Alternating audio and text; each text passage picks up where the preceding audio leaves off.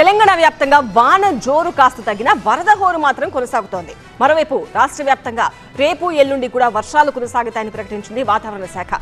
పలు జిల్లాలకు orange, yellow alerts జారీ చేసింది.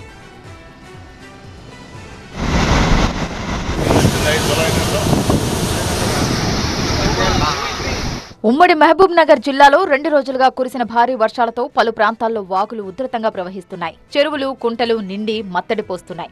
నాగర్ కర్నూల్ జిల్లాలోని సిరసవాడ, కల్వకుర్తి గ్రామాల మధ్య దుందుభి వాగు పొంగి ప్రవహించింది.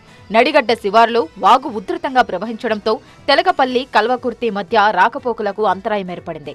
భారీ వరదతో నాగర్ కర్నూల్ జిల్లాలోని కేసరి సముద్రం చెరువు అలుగుపారుతోంది. దీంతో ఓ వ్యక్తి ప్రమాదవశాత్తు బైక్తో సహా వరదలో పడిపోయాడు. వెంటనే అప్రమత్తమైన స్థానికులు బాధితుడిని కాపాడారు. బైక్ మాత్రం వరద ప్రవాహంలో కొట్టుకుపోయింది.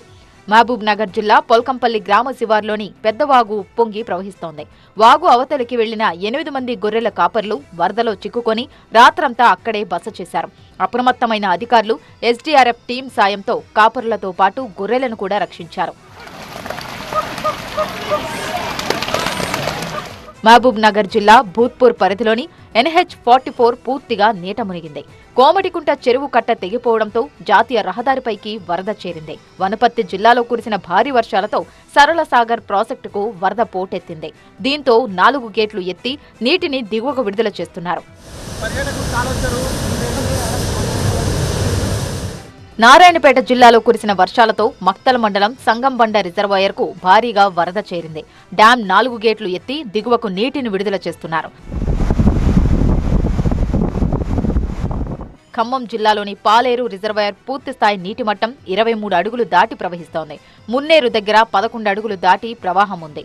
13 పునరావాస కేంద్రాలు ఏర్పాటు చేశారు అధికారులు.